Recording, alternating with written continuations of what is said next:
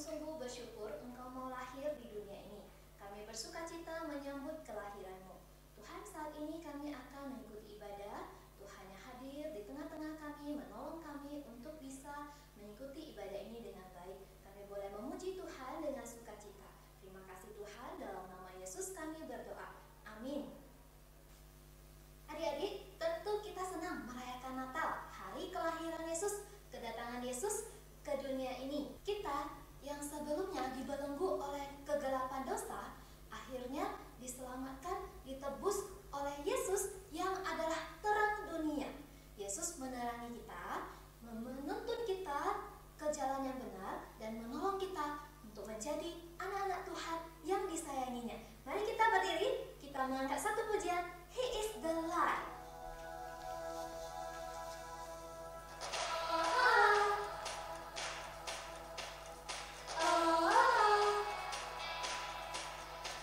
Jesus is the one who lights our way. Oh, oh, oh. He gives us hope for each new day. Oh, oh, oh. When the world feels dark and lonely, His love illuminates. He's the one I trust and I will follow Him.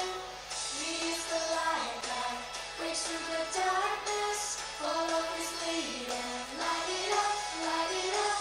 Jesus will guide us through every dark time. Follow His lead and light it up, light up the world.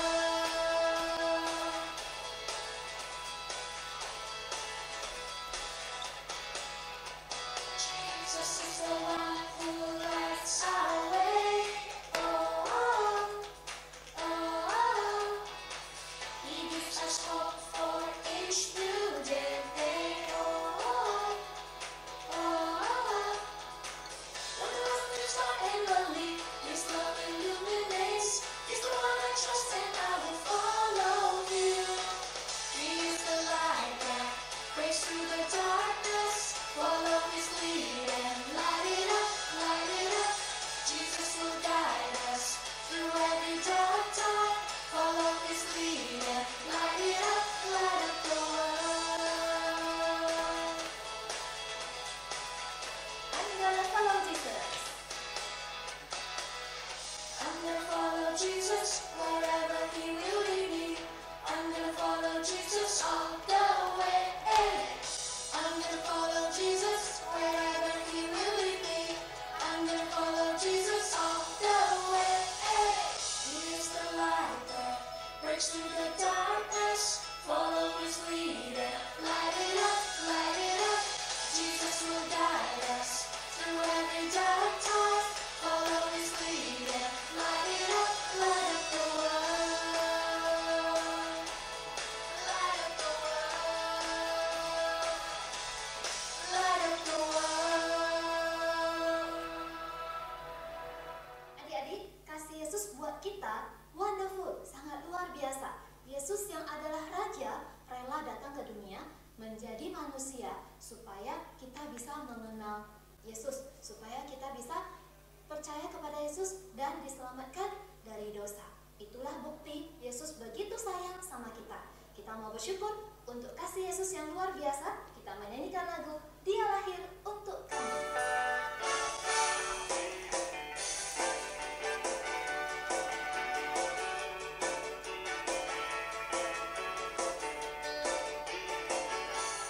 Dia lahir untuk kami, Dia mati untuk kami, Dia bangkit untuk kami semua. Dia itu Tuhan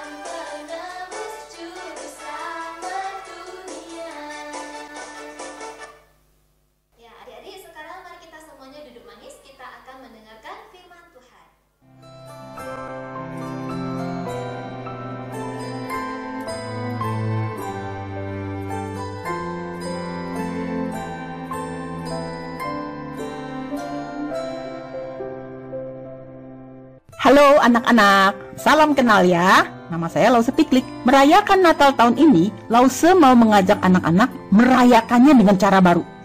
Natal dalam pertandingan game. Hah? Game? Ya betul, Natal dengan pertandingan game. Anak-anak bisa menang, tapi juga bisa kalah loh. Hah? Jangan hahaha terus. Perhatikan dengan baik-baik ya. Pertandingan ini ada 3 level. Level pertama dan level kedua adalah babak awal. Pada level ketiga itulah babak penentuan apakah anak-anak bisa menang atau kalah. Level pertama dan level kedua dimulai dengan kata-kata pada mulanya. Berani terima tantangan Lause? Oke, siap. Dengar dan simak baik-baik, karena itu adalah petunjuk supaya anak-anak bisa menang dalam pertandingan game Natal tahun ini. Mari kita berdoa dulu. Tuhan Yesus, kami mau merayakan Natal lagi. Setiap tahun kami merayakan Natal. Tuhan, tolong kami semua supaya Natal tahun ini boleh berbeda dari tahun-tahun yang lalu. Supaya Natal tahun ini kami boleh sungguh-sungguh mengerti apa arti Natal yang sebenarnya. Dan biarlah Natal tahun ini kami boleh menang, mendapatkan wonderful love dari Tuhan. Dan biarlah Roh Kudus bekerja supaya kami semua boleh mengerti dengan baik. Terima kasih ya Tuhan, di dalam nama Tuhan Yesus kami berdoa. Amin. Level pertama. Pada mulanya Allah menciptakan langit dan bumi. Berfirmanlah Allah, jadilah terang. Lalu terang itu jadi. Allah melihat bahwa terang itu baik, lalu dipisahkannyalah terang itu dari gelap. Dan Allah menamai terang itu siang, dan gelap itu malam. Jadilah petang dan jadilah pagi. Itulah hari pertama. Pada hari kedua berfirmanlah Allah, jadilah cakrawala. Lalu Allah menamai cakrawala itu langit. Pada hari ketiga Allah memisahkan air di laut dan air di darat, dan menumbuhkan segala jenis tumbuh-tumbuhan di tanah. Dan Allah melihat bahwa semuanya itu baik. Pada hari keempat Allah menciptakan benda-benda penerang di langit, termasuk matahari dan bulan, untuk menjadi tanda hari dan musim. Pada hari kelima Allah menciptakan semua binatang di laut dan di udara. Nah, pada hari keenam Allah menciptakan segala jenis binatang di darat dan menciptakan manusia. Pada waktu Allah mau menciptakan manusia, Allah berkata, baiklah kita menjadikan manusia menurut gambar dan rupa kita, supaya mereka berkuasa. Maka Allah melihat segala yang dijadikannya itu sungguh amat baik. Sekarang perhatikan kata petunjuknya ya anak-anak. Allah menciptakan manusia menurut gambar dan rupa Allah. Allah menciptakan manusia supaya berkuasa. Lalu pada hari ketujuh Allah beristirahat. Untuk apa beristirahat? Untuk berkomunikasi, ngobrol-ngobrol, senda gurau bersama manusia ciptaannya. Inilah wonderful love mula-mula. Inilah kasih yang tersempurna. Inilah kasih yang terindah. Yaitu ada hubungan dan ada komunikasi yang baik. Ada kasih antara Allah dan manusia. Lalu Allah memberikan taman yang terbaik, yaitu Taman Eden, untuk manusia tinggal di sana. Suatu kali Allah berbicara ngobrol dengan manusia, memberitahukan bahwa semua pohon dalam taman ini boleh kau makan buahnya dengan bebas. Tetapi pohon pengetahuan tentang yang baik dan yang jahat itu janganlah kau makan buahnya. Sebab pada hari engkau memakannya, pastilah engkau mati. Anak-anak, arti mati di sini artinya putus hubungan, tidak bisa lagi berkomunikasi, tidak bisa lagi ngobrol, tidak bisa lagi senda gurau dengan Allah. Mati di sini artinya tidak bisa lagi memiliki hubungan kasih yang tersempurna. Tidak bisa lagi mendapatkan wonderful love. Tidak bisa lagi memiliki hubungan kasih yang terindah. Lalu manusia mula-mula ciptaan Tuhan, Adam dan Hawa bilang, "Oke, siap Tuhan." Tetapi suatu hari datanglah sang pembohong, sang penghasut, sang pengadu domba yang memakai wujud ular untuk berbicara dengan manusia. Sang pembohong itu berkata, "Pasti Allah berfirman kalau semua pohon dalam taman ini jangan kamu makan buahnya, ya?" Nah, sekarang langsung mau tanya, siapa yang tahu di mana bohongnya? Ayo, siapa yang tahu? Ya, Allah berkata, "Semua pohon dalam taman ini boleh kau makan buahnya dengan bebas." Tapi pembohong berkata, "Semua pohon dalam taman ini jangan kamu makan buahnya." Oke? Bagus anak-anak. Kita semua mulai cerdas, bisa mengetahui trik pembohongannya. Hati-hati, jangan sampai kita kalah, jangan sampai kita jatuh dalam jebakannya. Tapi, apakah perempuan, manusia mula-mula itu juga mengetahui trik jebakan sang pembohong ini? Apakah dia juga cerdas seperti anak-anak? Kata perempuan, "Buah pohon-pohonan dalam taman ini boleh kok kami makan. Hanya buah pohon yang ada di tengah-tengah taman, Allah berfirman, jangan kamu makan ataupun raba buahnya, nanti kamu mati." Ternyata perempuan manusia mula-mula ini cukup cerdas. Untung ya, tidak masuk perangkap jebakan pembohongan. Berhasil. Aman. Tunggu. Ternyata sang pembohong, dia berbicara lagi. Ini pasti trik jebakan lagi. Hati-hati ya. Kata sang pembohong, "Sekali-kali kamu tidak akan mati kok. Justru waktu kamu memakannya, matamu akan terbuka. Dan kamu akan menjadi seperti Allah." Ya, seperti Allah. Bisa tahu tentang yang baik dan yang jahat. Oke, sekali lagi Lause mau tanya, apakah anak-anak masih mengetahui di mana trik jebakan bohong keduanya ini? Oke, siapa yang tahu? Siapa? Ya, betul sekali. Allah katakan pasti akan mati. Tapi pembohong katakan kamu tidak akan mati. Beda ya? Untunglah anak-anak cerdas. Kita lihat. Perempuan manusia mula-mula apakah sekali lagi masih cerdas?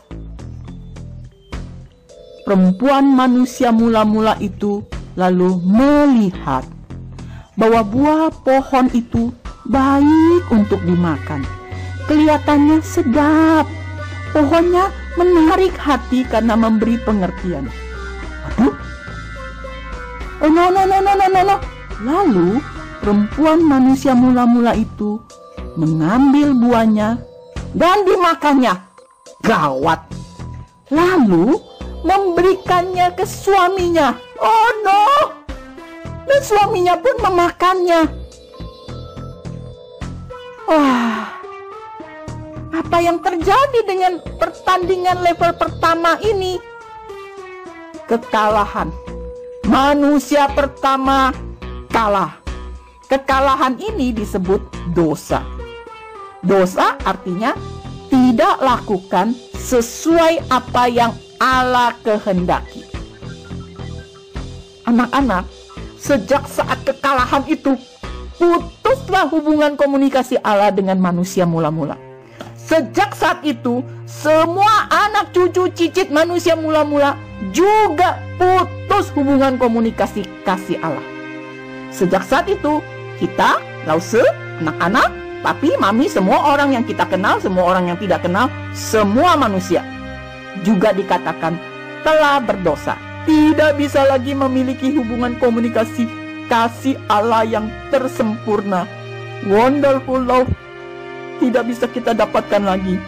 Bye-bye kasih yang terindah karena kekalahan level pertama. Tapi ada beberapa manusia berusaha mencoba mencari cara agar hubungan komunikasi dengan Allah itu bisa tercapai. Mereka membuat menara yang tinggi sekali. Mereka berharap dengan membuat menara yang tinggi bisa mencapai langit, bisa ketemu Allah lagi, bisa komunikasi lagi, bisa ngobrol-ngobrol lagi. Tapi mereka gagal. Mereka mencoba menciptakan kepercayaan agama, bahkan bertapa puluhan tahun. Mereka juga tetap gagal. Kenapa? Karena dosa bukan dengan cara begitu selesaikannya. Manusia berusaha dan berusaha terus dan terus lagi berusaha. Tapi mereka gagal lagi dan gagal lagi dan terus gagal lagi. Dosa ini bukan dengan cara begitu penyelesaiannya. Jadi, level pertama, manusia harus mengakui kalah. Manusia sudah berdosa dan Alkitab katakan kalau sudah berdosa maka harus membayar dosa itu dengan kematian. Ini anak-anak bisa baca di Roma pasal 6 ayat 23a. Sebab upah dosa ialah maut. Karena itu dimulailah level kedua. Pada mulanya adalah firman. Firman itu bersama-sama dengan Allah dan firman itu adalah Allah. Firman itu telah menjadi manusia dan diam di antara kita. Nah, anak-anak, firman Allah yang menjadi manusia namanya ialah Yesus Kristus. Karena level pertama manusia sudah kalah jatuh dalam dosa, maka dalam level kedua ini Allah sendiri, Allah sendiri yang akan datang ke dalam dunia, lahir sebagai manusia. Nah, hari Natal merupakan hari mengingat bahwa Yesus Kristus telah datang ke dunia. Anak-anak ada yang tahu kenapa Yesus Kristus harus datang ke dalam dunia? Ya, betul. Yesus Kristus datang ke dalam dunia, lahir dalam wujud manusia adalah untuk menebus dosa seluruh manusia. Untuk melakukan pertandingan level kedua. Maka setelah Yesus Kristus dewasa, si iblis, sang pembohong, penghasut, pengadu domba langsung datang lagi. Datang untuk menantang pertandingan level kedua dalam 3 kali ujian percobaan dengan Yesus Kristus. Ujian yang pertama, waktu itu Yesus Kristus perutnya sedang lapar-lapar karena baru selesai doa puasa. Lalu datanglah si iblis sang pembohong itu. Jika engkau anak Allah, coba buktikan dong. Suruhlah batu ini menjadi roti. Apakah anak-anak tahu di mana letak pembohongan sang pembohong ini? Ya, betul sekali. Iblis mau membohongi Yesus Kristus. Iblis mau membohongi kalau hidup manusia yang paling penting itu makan. Padahal makan bukanlah yang paling penting. Untungnya Yesus Kristus katakan, ada tertulis, manusia hidup bukan dari roti saja. Artinya kita memang perlu makan, tetapi yang paling penting bukan makan saja.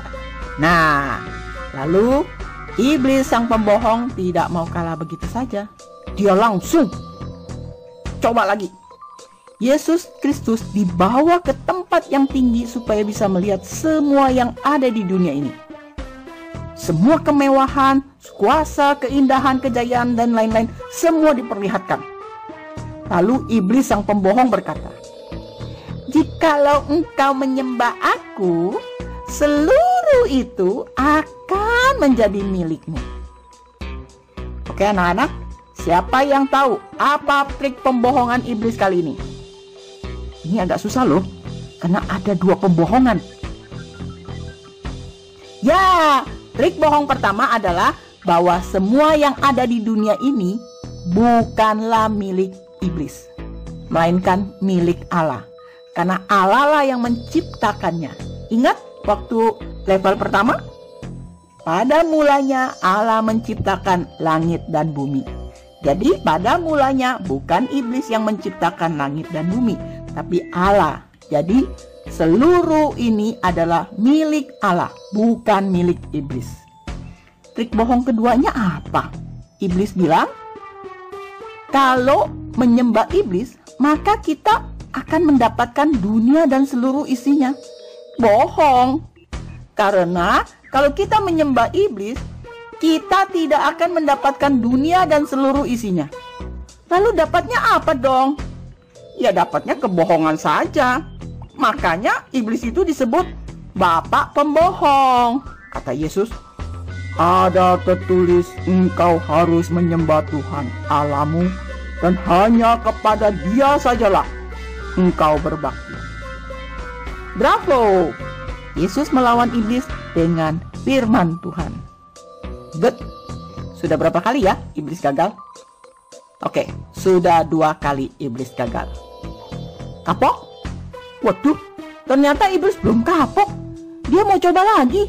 Kali ini iblis membawa Yesus ke atas puncak bangunan bait Allah. Lalu kata iblis, jika engkau betul-betul anak Allah, sekarang coba jatuhkan dirimu dari sini ke bawah. Kan seperti tertulis dalam firman Tuhan, Allah akan memerintahkan malaikat-malaikatnya untuk melindungi dan menjaga supaya kamu tidak jatuh. Waduh, iblis sekarang cara bohongnya pakai bawa-bawa firman Tuhan loh. Apakah anak-anak bisa juga tahu di mana trik bohongnya walaupun dia pakai sedikit ngutip-ngutip firman Tuhan? Betul. Kita tidak boleh sombong, itu triknya. Meski menjadi anak Tuhan dan mengetahui banyak ayat-ayat firman Tuhan, tidak perlu dipamerkan atau tidak perlu dibuktikan agar orang lain kagum pada kita. Karena kalau kita lakukan itu supaya orang kagum pada kita, pada akhirnya nanti kita akan menjadi sombong. Itu sebabnya Yesus Kristus katakan, ada tertulis dalam firman, jangan engkau mencobai Tuhan Allahmu. Maka gagal lagi deh si iblis jadi sang pembohong itu. Jadi sudah 3 kali skor kekalahannya iblis. Sekarang dibandingkan level pertama dan level kedua, skornya menjadi 1 sama. Selanjutnya adalah level penentuan, level ketiga. Pertandingan penentuan siapa pemenangnya. Level ini adalah level membayar harga kematian, level menebus dosa yang mula-mula sudah terjadi hingga menyebabkan anak cucu cicit semua manusia di dunia jadi berdosa. Kalau dosa sudah dibayar, maka barulah sungguh-sungguh kemenangan bisa didapatkan. Oke, sekarang kita lanjutkan level ketiga. Beberapa waktu kemudian, setelah waktunya tiba, malam sebelum pertandingan babak final level ketiga dimulai, Yesus Kristus berdoa di dalam Taman Getsemani. Di taman ini, Yesus berperang melawan dirinya sendiri. Hah? Melawan diri sendiri? Ya, betul. Pertandingan level ketiga ini adalah melawan kerelaan diri sendiri, melawan ketaatan diri sendiri. Apakah mau rela? Apakah mau taat atau tidak? Apakah mau rela melakukan sesuai kehendak Tuhan atau tidak? Anak-anak, pertandingan ini sungguh berat loh. Sampai waktu berdoa, Yesus Kristus itu berdoanya sungguh-sungguh mempersiapkan hati. Sampai-sampai keringatnya itu seperti titik-titik darah yang bertetesan ke tanah. Ini adalah pertandingan ketaatan untuk rela mati menggantikan semua manusia yang sudah berdosa. Menurut anak-anak, kira-kira Yesus Kristus akan taat nggak ya? Akan rela nggak ya? Apakah Yesus Kristus bisa memenangkan pertandingan level ketiga ini? Ternyata setelah berdoa, tengah malam itu juga Yesus Kristus langsung ditangkap, dihina, diejek, disiksa, sampai akhirnya besok pagi disalibkan. Ternyata Yesus Kristus tetap taat dan rela mati disalib. Ya, betul, rela sampai benar-benar sudah mati. Sebenarnya kematian Yesus Kristus ini adalah untuk gantikan semua dosa manusia di dunia. Itu sebabnya di atas kayu salib, Yesus Kristus katakan, Tetelestai. Artinya apa? Sudah selesai, sudah lunas, sudah menang, sudah beres. Hah? Kalau Yesusnya sudah mati, bagaimana bisa bilang menang? Kalau mati berarti kita kalah dong. No. Ini belum selesai. Masih ada, coba dengarkan. Tik tok, tik tok. 3 hari kemudian, Yesus Kristus bangkit dari kematian. Yesus tidak lagi mati, tetapi sekarang sudah hidup. Ya, 3 hari yang lalu betul-betul mati, dan sekarang benar-benar hidup. Hidup selamanya. Inilah level penentu dan inilah kemenangan. Jadi rela taat untuk disalib, mati, lalu bangkit. Inilah level ketiga. Dan Yesus Kristus yang datang dengan wujud manusia sudah menang dalam level ketiga ini. Dosa yang dibuat oleh manusia mula-mula sudah dibayar lunas, ditebus dengan kematian Yesus Kristus. Artinya, ya kita semua bisa menang. Artinya, semua manusia ciptaan Tuhan bisa mendapatkan kembali hubungan komunikasi kasih yang sempurna seperti pada mula-mula penciptaan itu.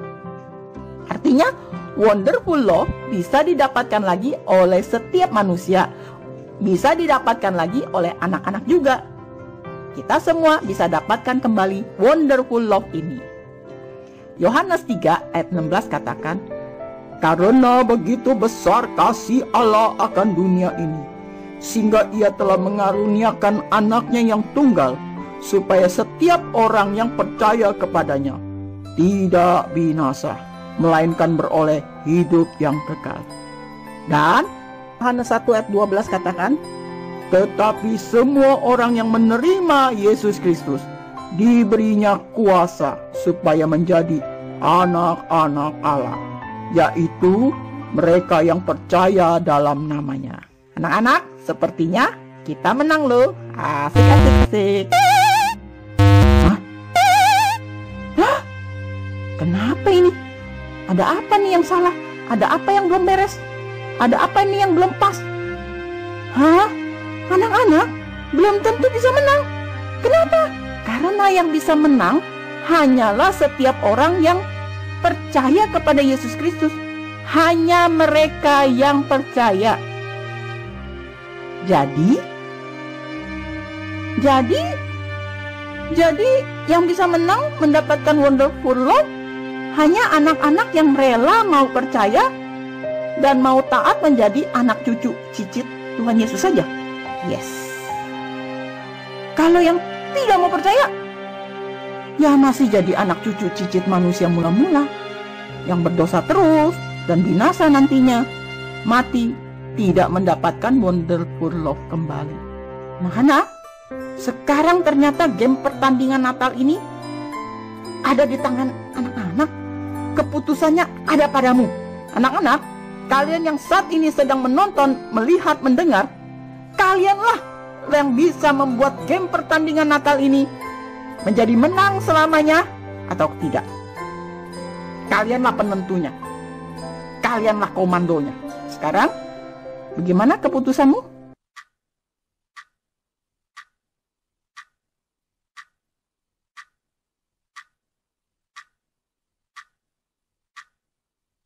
Adik-adik, mari kita berdoa ya. Sebelum berdoa, Lause ingin menanyakan kepada adik-adik, apakah adik-adik mau menerima wonderful love dari Tuhan Yesus? Apakah adik-adik mau menerima Tuhan Yesus sebagai juru selamat pribadinya adik-adik? Jikalau adik-adik mau, silakan angkat tangannya ke atas.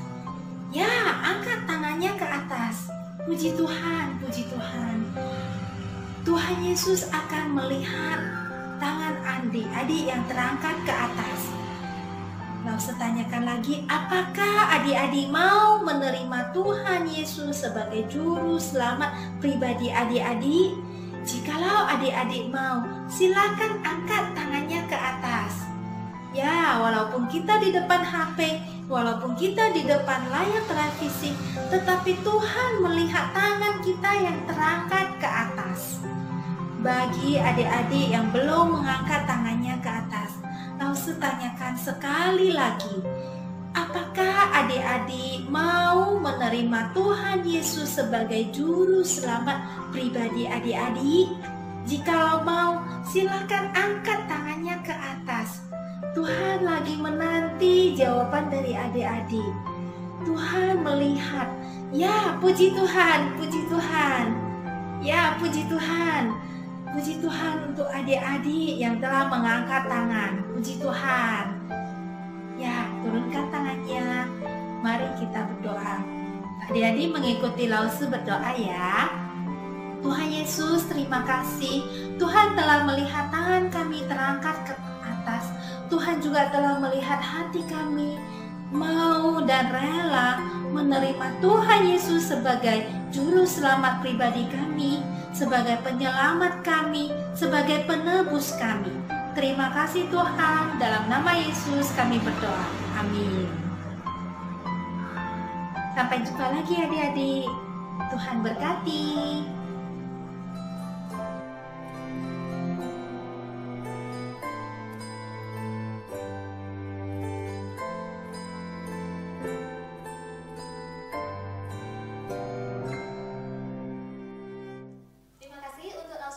Dan Lause Rani yang sudah membagikan kebenaran yang sangat berharga untuk kita semua. Saat ini kita akan memberikan persembahan.